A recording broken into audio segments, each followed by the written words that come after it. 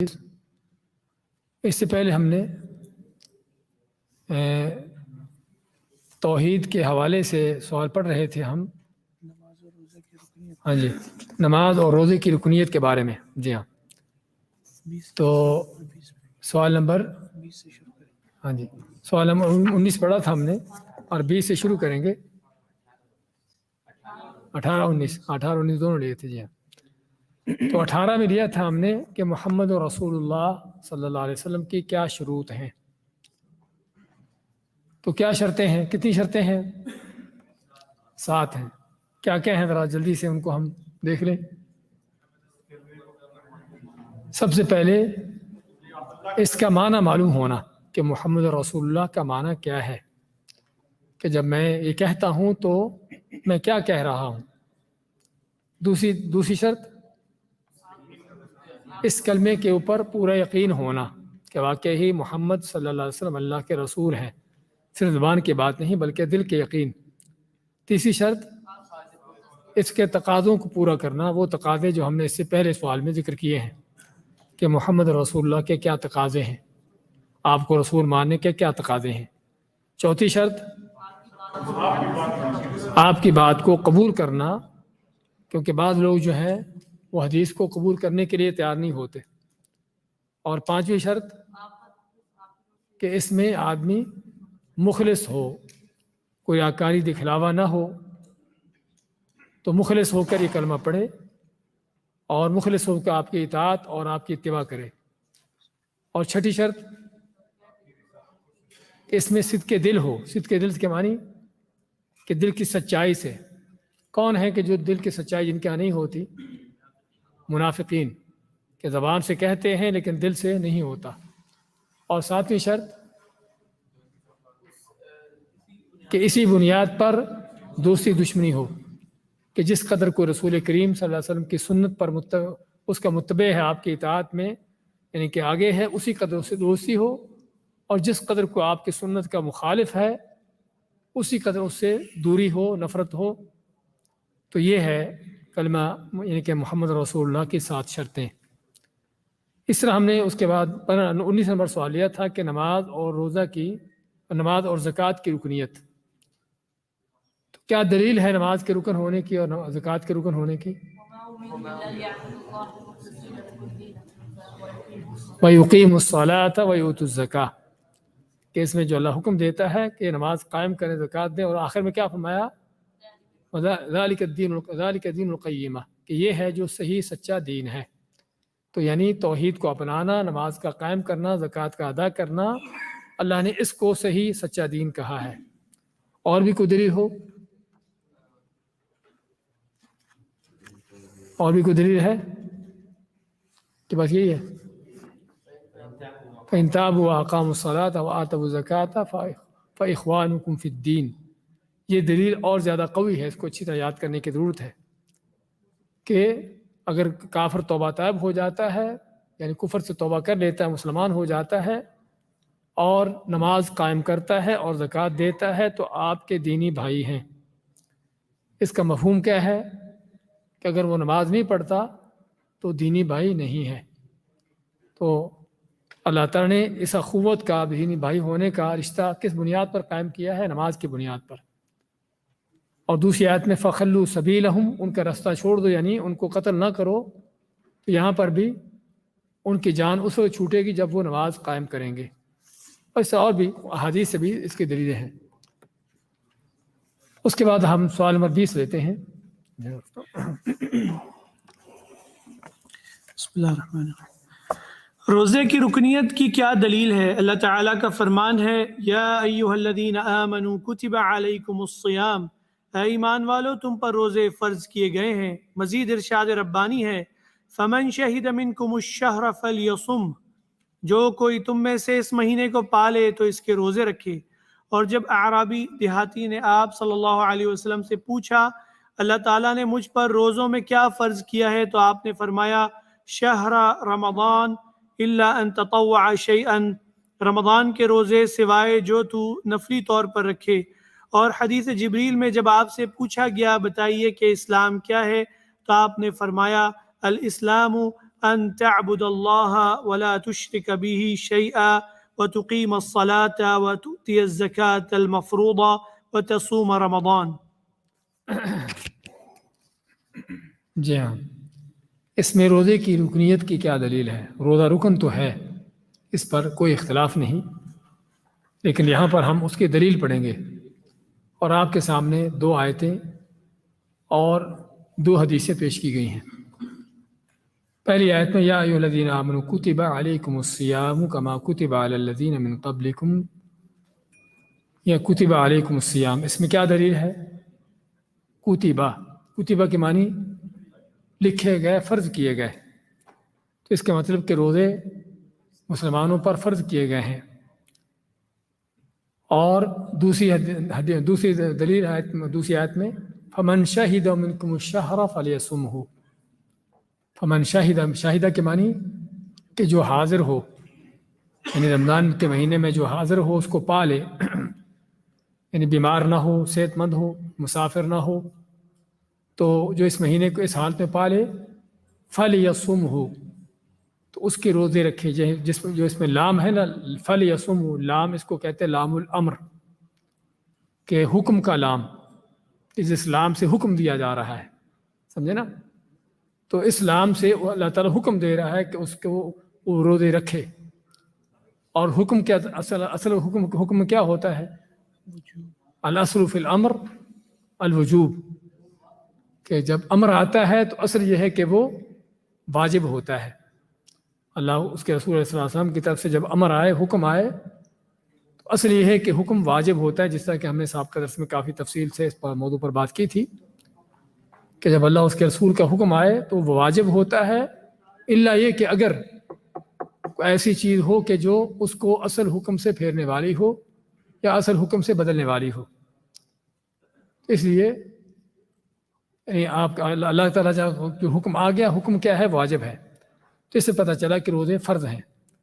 اور اسی طرح رسول کریم صلی اللہ علیہ وسلم سے جب دیہاتی نے، عرابی نے پوچھا کہ روزوں میں اللہ نے مجھ پر کیا فرض کیا ہے، اس نے مختلف سوالات کیے تھے، نماز کے بارے میں، روزے کے بارے میں، زکوٰۃ کے بارے میں، تو روزوں کے بارے میں پوچھتا ہے کہ مجھ پر کیا فرض ہے؟ آپ میں کہ شہر رمضان، کہ رمضان کے روزے تم پر فرض ہیں۔ اور واقعی اللہ تعالیٰ نے روزے فرض صرف رمضان کے کیے ہیں، اور کوئی روزہ فرض نہیں ہے، باقی روزے نفل ہیں۔ لیکن رمضان کے علاوہ بھی کوئی روزہ فرض ہو سکتا ہے کبھی؟ ہاں جی، جو نظر کے روزے اپنے، ہاں، اگر کوئی اپنے اوپر نظر مان لے، اگر کوئی شخص نظر مان لے کہ میں روزے رکھوں گا، بعض اوقات نظر ہوتی ہے ویسے ہی کہ میں اللہ کی خاطر روزے رکھوں گا، اتنے روزے رکھوں گا، اور بعض اوقات، اکثر اوقات بلکہ ہوتی ہے نظر کسی چیز سے متعلقہ کہ میرا یہ کام ہو گیا تو اتنے روزے رکھوں گا، تو یہ نظر کے روزے کیا ہیں؟ فرض ہیں۔ اسی طرح اور کیا ہے؟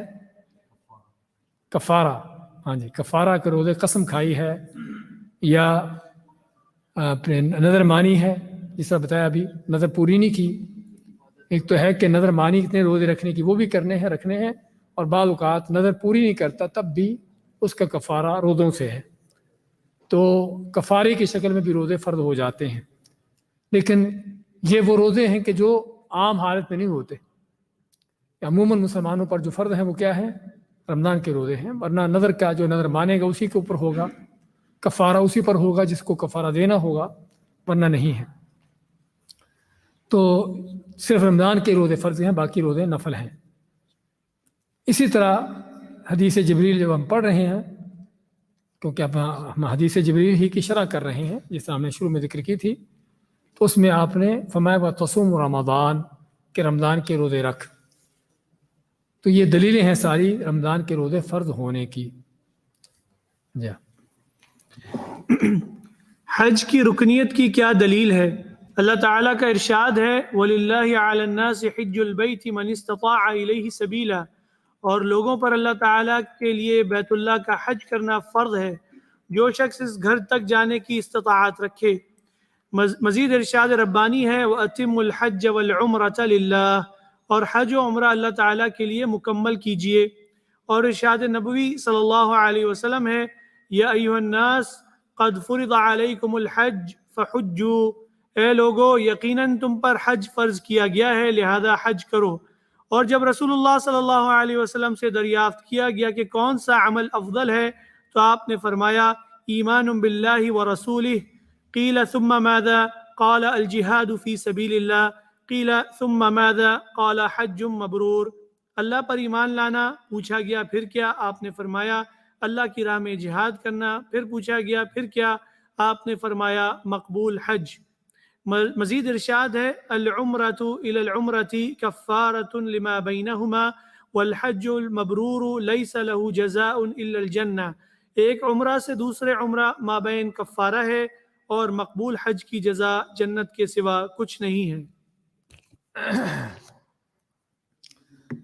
جی 21 نمبر سوال میں حج کی رکنیت، تو یہ 5واں رکن ہے اسلام کا حج، اور بعض احادیث میں چوتھے رکن ہے اور 5ویں کو زکوٰۃ یا روزہ بنایا گیا ہے، تو خیر لیکن ترتیب کو فرق نہیں آتا۔ تو 5واں رکن اسلام کا حج ہے، تو جس کی دلیل کیا ہے اس میں بھی آپ کے سامنے 2 آیتیں ذکر کی گئی ہیں اور ایک اس کی فرض ہونے کی حدیث ذکر کی گئی ہے۔ وَلِلَّهِ عَلَى النَّاسِ حِجُّ الْبَيْتِ مَنِ اسْتَطَاعَ إِلَيْهِ سَبِيلًا۔ وَلِلَّهِ عَلَى النَّاسِ کہ لوگوں کے اوپر اللہ کے لیے ہے حج البیت، بیت اللہ کا حج کرنا۔ لوگوں کے اوپر، لوگوں پر فرض ہے کہ اللہ کے لیے ہونے کا معنی کہ اللہ کے لیے خالص ہو کر، اور حج کے حوالے سے خاص طور پر یہ انداز کیوں اپنایا؟ نماز میں، روزے میں ہم کو یہ انداز نظر نہیں آتا کہ لوگوں پر اللہ کے لیے نماز پڑھنا فرض ہے، لوگوں پر اللہ کے لیے روزہ رکھنا فرض ہے۔ حج کے اندر یہ چیز کیوں ہے؟ کیونکہ حج میں ریاکاری، دکھلاوے کا عمل بہت زیادہ ہوتا ہے۔ نماز آدمی زندگی پر پڑھتا رہے تو کبھی اس کے نام کے ساتھ نمازی کا لیبل نہیں لگتا، ایسے نا؟ روزے بھی ہر سال رمضان کے پوری رکھتا ہے لیکن کبھی بھی اس کے ساتھ روزے دار کا نام نہیں لگتا، لیکن ابھی حج کی تیاری شروع ہوتی ہے تو حاجی صاحب پہلے بن جاتے ہیں۔ اور پھر اس میں مزید لوگوں کو بتانے دکھانے کے جو معاملات بہت زیادہ ہوتے ہیں، اس لیے اس میں خاص طور پر تنبیہ کی گئی کہ اللہ کے لیے خالص ہو۔ اگرچہ ہر عبادت ہی شرط ہے کہ اللہ کے لیے خالص ہو، لیکن یہاں پر چونکہ ریاکاری، دکھلاوے کا عمل زیادہ ہے، اس لیے اس میں اللہ کے لیے خالص ہونے کے لیے زیادہ اس پر تنبیہ کی گئی کہ اللہ کے لیے لوگوں پر فرض ہے کہ بیت اللہ کا حج کریں، لیکن شرط کیا ہے کہ من استطاع الیہ سبیلا، کہ جو اس تک جانے کی طاقت رکھتا ہو، استطاعت رکھتا ہو اس طرف جانے کی، اس پر رستہ پانے کی۔ تو حج کے لیے فرض ہونے کی 2 بڑی شرطیں ہیں، جس طرح کہ استطاعت کے اس تفسیر کی ہے علماء نے، وہ کیا ہے؟ الزاد والراحلہ، کہ استطاعت کیا چیز ہے؟ وہ زاد راہ ہے اور سواری کا میسر ہونا ہے۔ زاد راہ سے مراد کیا ہے؟ کہ آپ کے حج کے جو اخراجات ہیں وہ آپ کر سکتے ہوں۔ حج کے لیے جو بھی آپ کے اخراجات ہیں، جانے کے، وہاں پر رہنے کے، کھانے پینے کے، حج کے معاملات میں جو بھی انسان کی ضروریات ہیں وہ پوری کر سکتا ہو۔ اور راحلہ سواری، لیکن سواری سے مراد صرف اور صرف وہ سواری بیٹھنے کے لیے نہیں ہے، بلکہ اس میں رستہ بھی شامل ہے، کہ آپ کے لیے رستہ بھی میسر ہو، کہ آپ واقعی مکہ پہنچ سکتے ہوں، مکہ پہنچنے میں کوئی رکاوٹ نہ ہو۔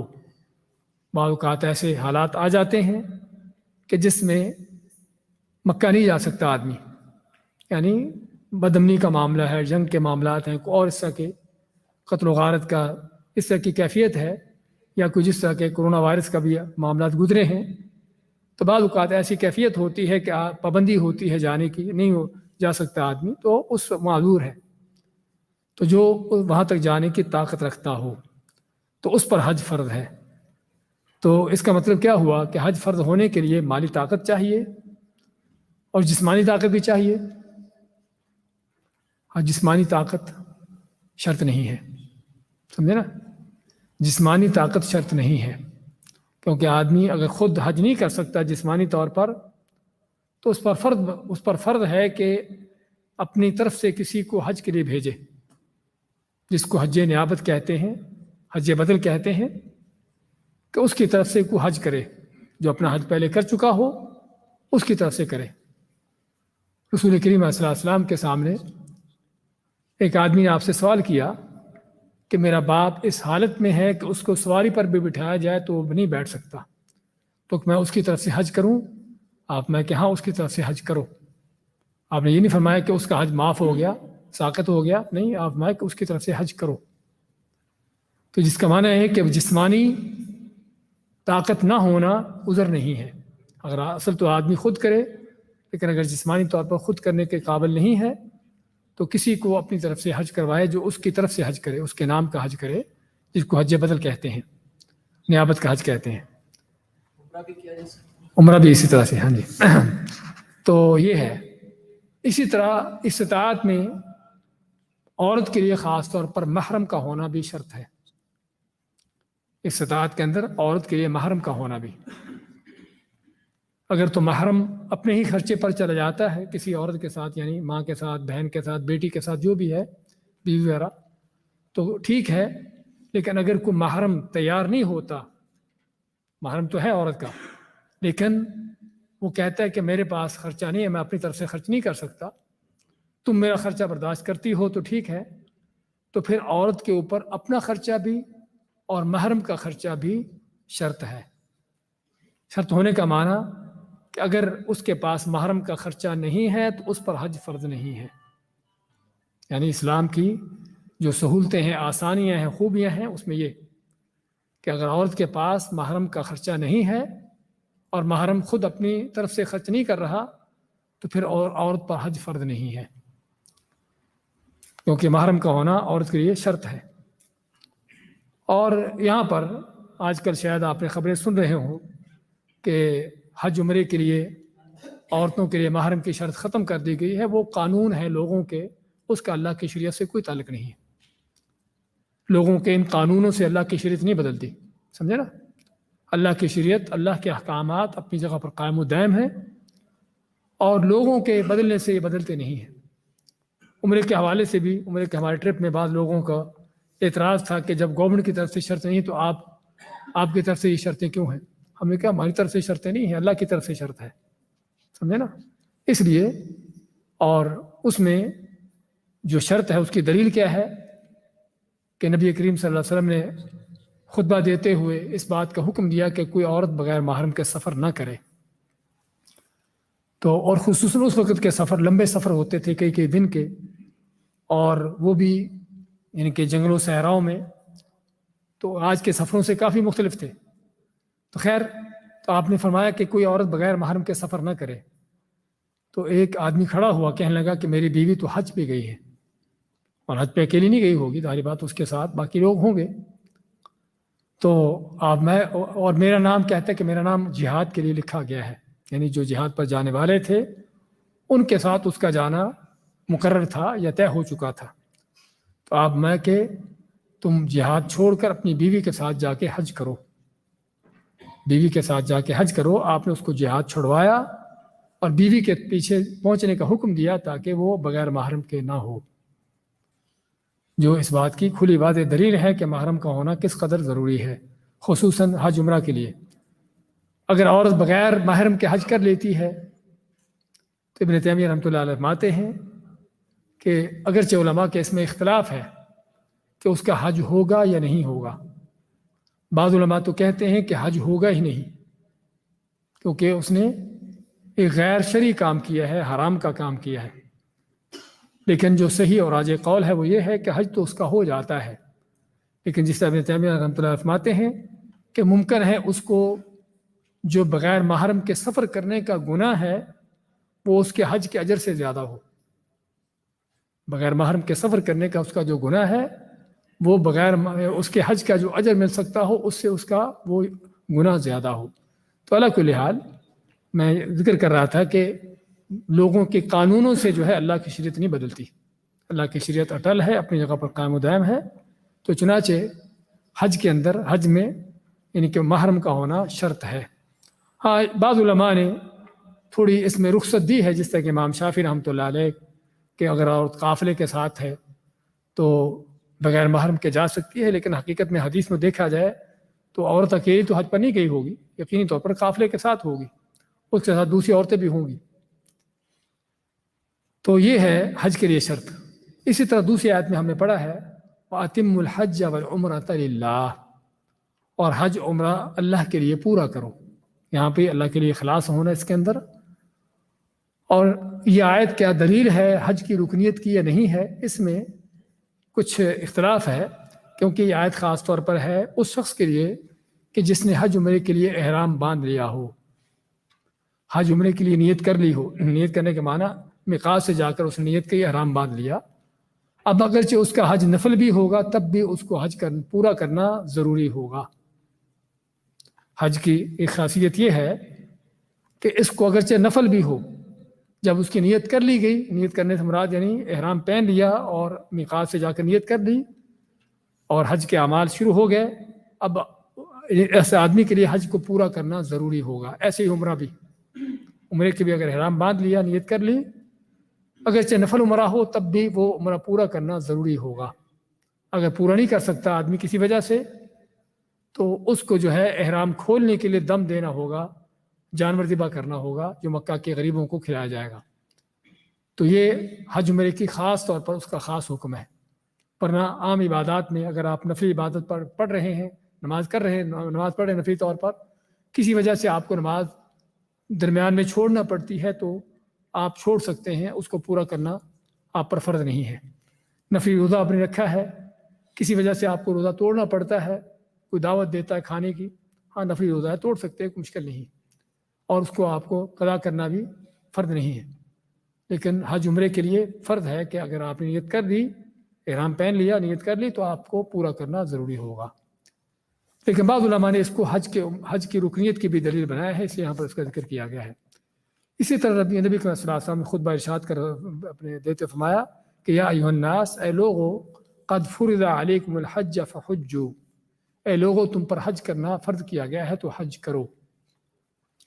اس میں مزید روایت ہے کہ ایک آدمی نے کھڑے ہو کر پوچھا کیا ہر سال؟ آپ خاموش رہے. اس میں پھر دوبارہ پوچھا، پھر تیسری بار پوچھا تو آپ نے کہ اگر میں کہہ دوں ہر سال ہے تو تم پر ہر سال فرض ہو جائے، اس لیے جتنا تم کو میں بتاؤں اسی پر اکتفا کرو اور اس سے آگے کوئی سوال نہ کرو. اس کے بعد دو حدیثیں آپ کے سامنے اس کے حج کی فضیلت میں دی گئی ہیں کہ حج کی فضیلت کیا ہے، کہ سب سے افضل ترین اعمال میں آپ نے اس کو شمار کیا ہے کہ سب سے پہلا افضل ترین عمل کیا ہے، ایمان لانا اللہ اس کے رسول پر، اس کے بعد جہاد کرنا، اور تیسرا کیا ہے، حج کرنا.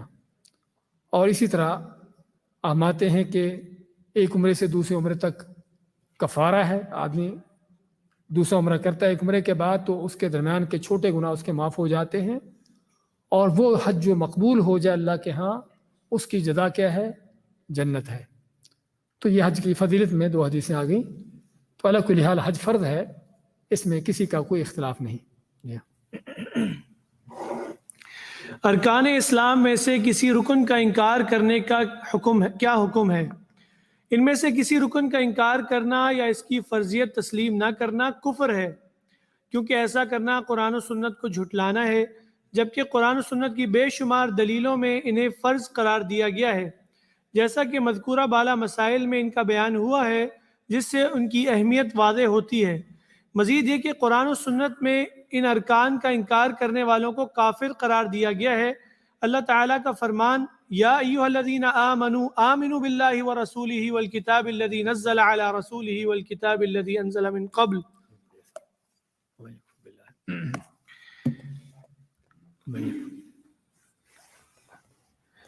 مزید فرمان ربانی ہے ومن یکفر باللہ اللہ تعالیٰ کا فرمان یا ایھا الذین آمنوا آمنوا باللہ ورسولہ والکتاب الذی نزل علی رسولہ والکتاب الذی انزل من قبل ومن یکفر باللہ وملائکتہ وکتبہ ورسلہ والیوم الآخر فقد ضل ضلالا بعیدا. اے ایمان والو، اللہ اور اس کے رسول پر ایمان لاؤ، اور جو کتاب اس نے اپنے رسول پر نازل فرمائی اور جو کتاب اس سے پہلے نازل کی.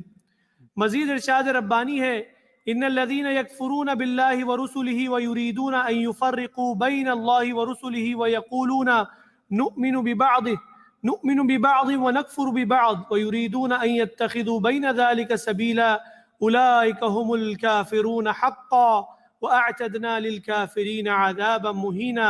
جو لوگ اللہ اور اس کے رسولوں سے کفر کرتے ہیں اور جو چاہتے ہیں کہ اللہ اور اس کے رسولوں میں فرق کریں اور کہتے ہیں کہ ہم کسی پر ایمان لاتے ہیں اور کسی سے کفر کرتے ہیں اور چاہتے ہیں کہ اس کے مابین راہ بنا لیں، تو یہی وہ لوگ ہیں جو حقیقی کافر ہیں، اور ہم نے کافروں کے لیے رسوا کن عذاب تیار کر رکھا ہے۔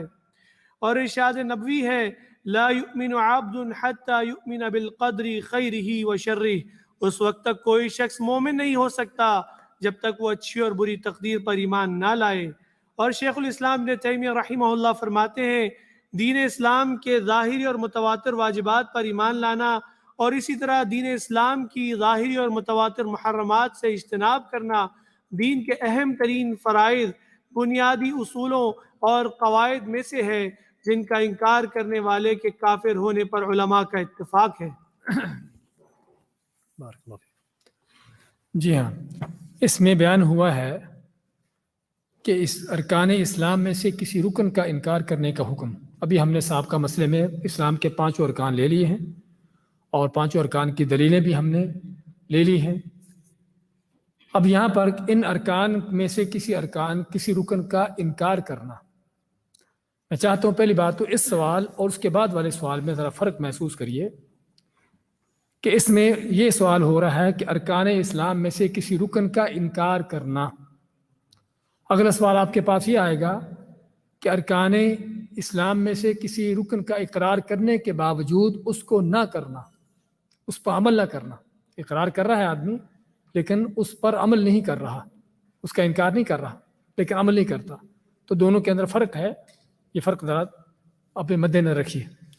تو یہاں پر یہ ہے کہ ارکان اسلام میں سے کسی رکن کا انکار کرنا، فرض کرو کوئی کہتا ہے کہ نماز فرض نہیں ہے، کوئی کہتا ہے کہ حج فرض نہیں ہے، یا روزہ فرض نہیں ہے، کہ زکوٰۃ فرض نہیں ہے، یا توحید کو اپنانا کوئی ضروری نہیں ہے، سمجھے نا؟ تو کوئی اس طرح کی بات کرتا ہے، چاہے وہ 5 نمازیں چھوڑ کر وہ تہجد بھی پڑھتا ہو، تب بھی کافر ہے۔ کیوں کافر ہے؟ کیونکہ اس نے قرآن و سنت کو جھٹلا دیا۔ اللہ تعالیٰ نے بار بار جو نماز کا حکم دیا ہے اس کو فرض قرار دیا ہے، اور نبی اکرم صلی اللہ علیہ وسلم نے اس کو رکن قرار دیا ہے، فرض قرار دیا ہے، وہ اللہ اس کے رسول کو جھٹلا رہا ہے۔ اور یہ طے شدہ چیز ہے کہ جو بھی اللہ اس کے رسول کو جھٹلاتا ہے وہ کافر ہے، سمجھے نا؟ اگر کوئی آدمی رمضان کے چھوڑ کر رمضان کے روزے تو رکھتا ہی رکھتا ہے، سال بھر اس کے نفلی روزے چلتے ہیں، پھر بھی کہتا ہے کہ روزے فرض نہیں ہیں، تو کافر ہے۔ زکوٰۃ دینے کو دیتا ہے لیکن کہتا ہے کہ زکوٰۃ میں ویسے ہی دیتا ہوں لیکن فرض نہیں ہے، کافر ہے وہ بھی۔ حج بھی کرتے۔ اس طرح کہنے کا مقصد کہ ان ارکان میں سے کسی ایک رکن کا انکار کر دینا کفر ہے۔ دلیل کیا ہے؟ دلیل آپ کے سامنے جو آیت دی گئی ہے، آیت میں چاہتا ہوں اس کو مکمل کر لیجئے، کیونکہ اس میں سے جو کفر کے متعلقہ چیز ہے اس کا حصہ وہ چھوٹا ہوا ہے کہ اللہ تعالیٰ کا فرمان، اے وہ لوگو یا ایھا الذین آمنوا آمنوا باللہ ورسولہ والکتاب الذی نزل علی رسولہ والکتاب الذی انزل من قبل، اے وہ لوگو جو ایمان لائے ہو، ایمان لاؤ اللہ پر، اس کے رسول پر، اور اس کتاب پر جو اللہ نے نازل کی آپ کی طرف، اور وہ کتاب یعنی کہ آپ رسول صلی اللہ علیہ وسلم پر جو نازل کی، اور وہ کتابیں جو آپ سے پہلے نازل ہوئیں۔ آگے کیا فرمایا اسی آیت میں؟ وَمَن يَكْفُرْ بِاللَّهِ وَمَلَائِكَتِهِ وَكُتُبِهِ وَرُسُلِهِ وَالْيَوْمِ الْآخِرِ فَقَدْ ضَلَّ ضَلَالًا بَعِيدًا، کہ جو بھی کفر کرتا ہے اللہ سے، فرشتوں سے، کتابوں سے، اس کی کتابوں، اس کے رسولوں اور آخرت کے دن سے، وہ یقیناً بہت دور کی گمراہی میں جا پڑا، سمجھے نا؟ تو اسی طرح اگلی آیت میں کہ وہ لوگ جو کفر فرق پیدا کرتے ہیں اللہ اس کے رسولوں کے درمیان، کس چیز کو مانتے ہیں، کس کا انکار کرتے ہیں، اللہ ماتے اولئک هم الکافرون حقا، کہ یہی پکے سچے کافر ہیں، حقیقی کافر ہیں۔ اور اسی طرح یہ 5 رکان کا ان آیتوں کے اندر ذکر آ گیا، اور حدیث میں تقدیر کا الگ سے ذکر کہ لا یؤمن عبد حتی یؤمن بالقدر خیرہ و شرہ، کہ اس وقت تک کوئی بندہ مومن نہیں ہو سکتا کہ جب تک تقدیر کا اچھا برا ہونا اس پر اس کا ایمان نہ ہو۔ اور ابن تیمیہ رحمۃ اللہ علیہ نقل کیا ہے کہ علماء اسلام کا اتفاق ہے کہ ارکان اسلام میں سے کسی ایک رکن کا انکار کر دینا کیا ہے؟ کفر ہے۔ کس لیے؟ کیونکہ اس نے اللہ اس کے رسول کو جھٹلایا۔ مزید اس میں ایک آپ اضافہ کر سکتے ہیں ایک اور دلیل کا، کہ یہ پانچوں ارکان کا علم ہونا، یہ کیا ہے؟ اس کو کہتے ہیں معلوم فی الدین بالضرورہ، کہ یہ وہ مسئلہ ہے کہ جو دین میں معلوم ہونا ہر مسلمان کی ضرورت ہے۔ آدمی عالم ہو، جاہل ہو، کیسا بھی کیوں نہ ہو، ہر مسلمان کو پتہ ہے کہ نماز، روزہ، حج، زکوٰۃ یہ سارے فرض ہیں۔ کسی مسلمان کو اس میں شک نہیں ہوتا کہ فرض نہیں ہے، سمجھے نا؟ تو اس طرح کے مسائل کہ جس کو ہر عام و خاص جانتا ہو، اس طرح کی چیز کا انکار کرنا کیا ہے؟ کفر ہے۔ ہاں، بعض وہ مسائل ہیں کہ جو بڑی قسم کے ہوتے ہیں، فرعی مسائل ہوتے ہیں کہ جن کو بعض لوگ جانتے، علماء جانتے، عام لوگ نہیں جانتے، یا بعض اوقات اس میں کوئی اختلافات ہوتے ہیں، ایسی چیز کا انکار کر دینا کفر نہیں ہوتا۔ لیکن دین کے وہ مسائل جو معلوم شدہ ہوں، ہر عام خاص ہر کوئی جانتا ہو، اس کا انکار کر دینا کیا ہے؟ کفر ہے۔ الا یہ کہ اگر کوئی آدمی نیا مسلمان ہوا ہے، اس کو نہیں پتہ کہ زکوٰۃ بھی فرض ہوتی ہے، روزہ بھی فرض ہوتا ہے، حج بھی فرض ہوتا ہے، یا نماز کے بارے میں، ہاں اس کو ہم سکھائیں گے، بتائیں گے۔ ورنہ یہ ایسے مسائل ہیں کہ جو کسی سے چھپے یا مخفی نہیں ہوتے۔ اس لیے ارکان اسلام میں سے کسی ایک رکن کا انکار کر دینا کفر ہے، اگرچہ وہ آدمی وہ چیز کرتا بھی ہو۔ اگلا مسئلہ بھی لے لیں۔ ان ارکان کا اقرار کرنے کے ساتھ ساتھ سستی، غفلت کی وجہ سے ان پر عمل نہ کرنے کا کیا حکم ہے؟ ارکان اسلام میں سے شہادتین اور نماز پر عمل کیے بغیر کوئی مسلمان نہیں رہتا، جیسا کہ اللہ تعالیٰ کا فرمان ہے وَمَا أُمِرُوا إِلَّا لِيَعْبُدُوا اللَّهَ مُخْلِصِينَ لَهُ الدِّينَ حُنَفَاءَ، اور انہیں یہی حکم دیا گیا تھا کہ اخلاص کے ساتھ یکسو ہو کر اللہ تعالیٰ کی عبادت کریں۔ اور نماز کے بارے میں فرمایا فَإِن تَابُوا وَأَقَامُوا الصَّلَاةَ وَآتَوُا الزَّكَاةَ فَخَلُّوا سَبِيلَهُمْ، اور اگر یہ کافر توبہ کر کے نماز قائم کریں اور زکوٰۃ دیں تو ان کا رستہ چھوڑ دو۔ نبی کریم صلی اللہ علیہ وسلم کا فرمان ہے ان بین الرجل و بین الشرک والکفر الصلاۃ، کسی شخص اور کفر و شرک کے درمیان نماز ہے، یعنی نماز نہ پڑھنے والا کافر اور مشرک ہے۔ سنن ترمذی کی صحیح حدیث میں عبداللہ بن شقیق رحمہ اللہ فرماتے ہیں کہ صحابہ کرام کے نزدیک اسلام کے اعمال میں سے اگر کسی چیز کو چھوڑ دینا کفر ہے تو وہ نماز ہے، چنانچہ نماز نہ پڑھنے والے کو توبہ کروائی جائے، اگر توبہ کر کے نماز قائم کر لے تو ٹھیک، ورنہ اسے قتل کیا جائے۔ اور زکوٰۃ کے حوالے سے یہ ہے کہ اگر مانعین زکوٰۃ طاقتور جماعت ہے تو اس سے جہاد کیا جائے گا حتیٰ کہ وہ زکوٰۃ دیں، لیکن اگر کوئی شخص یا چند افراد ہوں تو ان سے زبردستی زکوٰۃ وصول کی جائے گی۔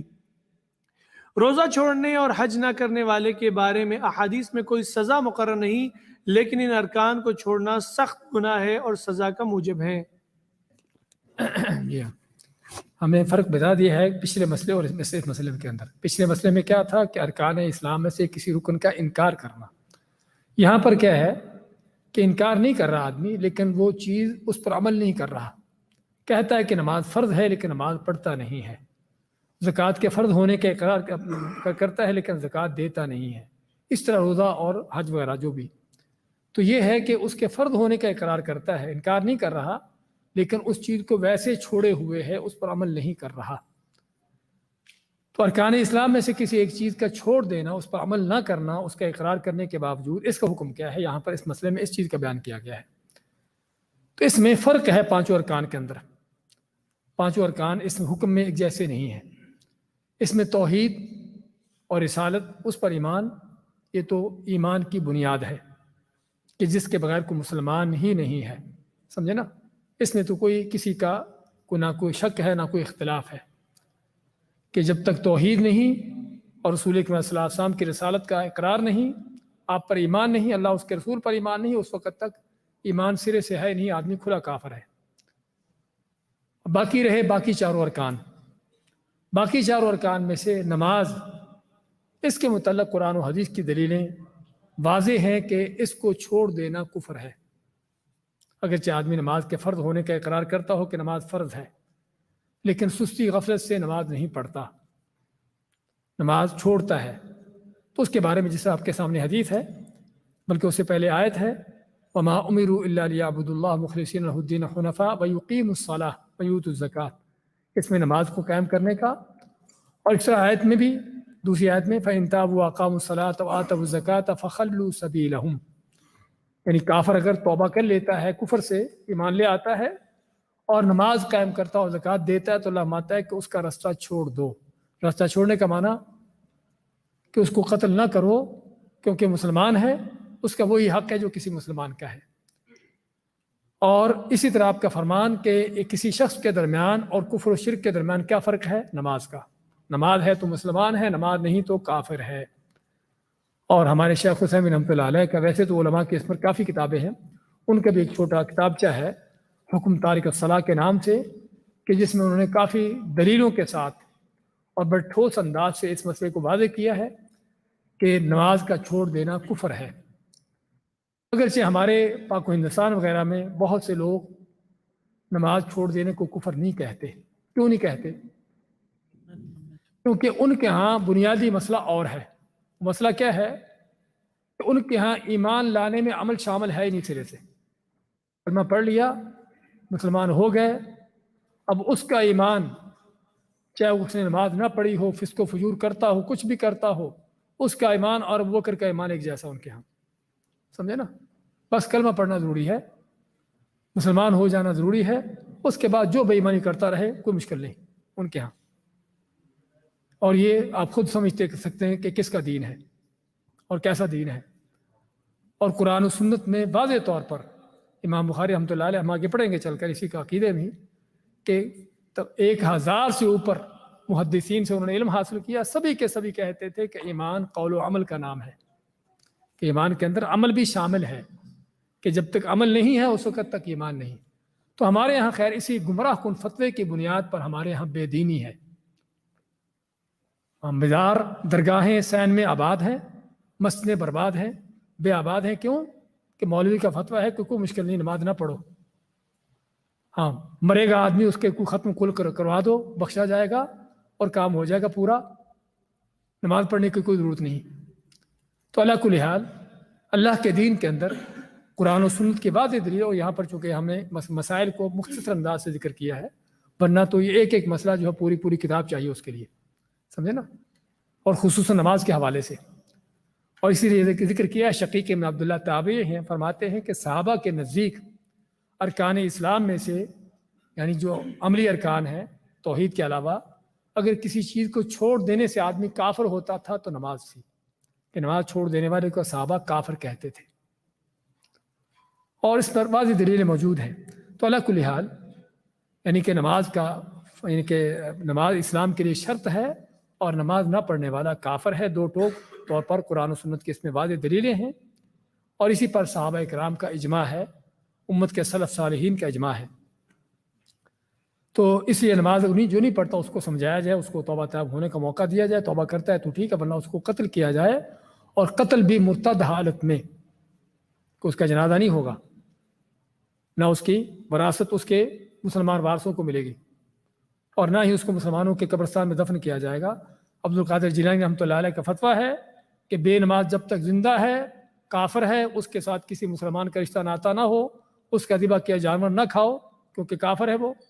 مر جاتا ہے تو اس کا نہ کفن دفن ہے، نہ کوئی جنازہ ہے، نہ اس کو مسلمانوں کے قبرستان میں دفن کیا جانا ہے، بلکہ کسی جانور کی طرح اس کو گڑھا کھود کر کے دبا دیا جائے، یہ اس کا انجام ہے۔ اسی طرح اس کے بعد باقی ارکان جو ہیں، زکوٰۃ، روزہ اور حج، اس کے بارے میں قرآن و سنت کی کوئی واضح دلیلیں نہیں ہیں کہ ان کو چھوڑ دینے والا کافر ہو۔ زکوٰۃ کے حوالے سے آپ صلی اللہ علیہ وسلم کی ایک حدیث ہے کہ زکوٰۃ نہ دینے والے کو قیامت کے دن سزا دی جائے گی اسی مال سے جو مال اس نے جمع کر کے رکھا ہوگا، جس کی زکوٰۃ نہ نکالی ہوگی، اور 50,000 سال کا یہ دن اس کو یہ سزا ملتی رہے گی، اور آخر میں اس کو ٹھکانہ جنت یا جہنم کا دکھایا جائے گا، جس میں آپ نے جنت کا نام لے کر اس بات کے اشارہ کر دیا کہ شاید اس کی بخشش ہو جائے، سمجھے نا؟ زکوٰۃ نہ دینے والے کی شاید آخر میں اس کی بخشش ہو جائے، اور اگر کافر ہوتا تو بخشش نہ ہوتی۔ اور اسی طرح حج کے حوالے سے بھی اگرچہ بعض یعنی کہ صحابہ کرام نے اس پر سخت موقف اختیار کیا ہے، لیکن حج نہ کرنے والے کے حوالے سے کوئی واضح دلیل نہیں ہے کہ حج نہ کرنے والا کافر ہے۔ اور ایسے ہی روزہ نہ رکھنے والا، اگرچہ یہ دونوں اسلام کے رکن ہیں اور ان کا چھوڑ دینا کوئی شک نہیں کہ گناہ کبیرہ میں سے بھی بہت بڑے گناہوں میں سے ہے۔ تو اس لیے نماز کے حوالے سے بلکہ علماء کہتے ہیں کہ نماز کا چھوڑ دینا، نماز نہ پڑھنا، چوری کرنا، زنا کرنا، شراب پینا، یہ کم گناہ ہے، اور نماز نہ پڑھنا اس سے بڑا گناہ ہے۔ اگرچہ ہمارے ہاں معاملات پلٹے ہوئے ہیں کہ چوری کرنے والے، زنا بدکاری کرنے والے کو بری نگاہ سے دیکھا جاتا ہے اور دیکھنا چاہیے، لیکن بے نماز ہے کوئی مشکل نہیں۔ تو علی کل حال ضرورت ہے اسلام کے ان ارکان کو پہچاننے کی اور ان کے حکم کو جاننے کی۔ تو اس سوال کا خلاصہ یہ ہے کہ اسلام کے 5 ارکان میں سے توحید، عقیدہ اور رسالت، یہ تو اس میں کوئی شک نہیں، اس میں کوئی گنجائش نہیں کس طرح کی کہ اس کو چھوڑ دینے والا کافر ہے۔ اسی طرح نماز بھی قرآن و حدیث کی دلیلوں کے مطابق چھوڑ دینے والا کافر ہے، لیکن باقی 3 ارکان جو ہیں زکوٰۃ، روزہ اور حج، اس میں کوئی ٹھوس ایسی دلیلیں نہیں ہیں کہ جس کے چھوڑ دینے والے کو کافر کہا جا سکے۔ بارک اللہ فیکم، جزاکم اللہ خیر۔ اس کے بعد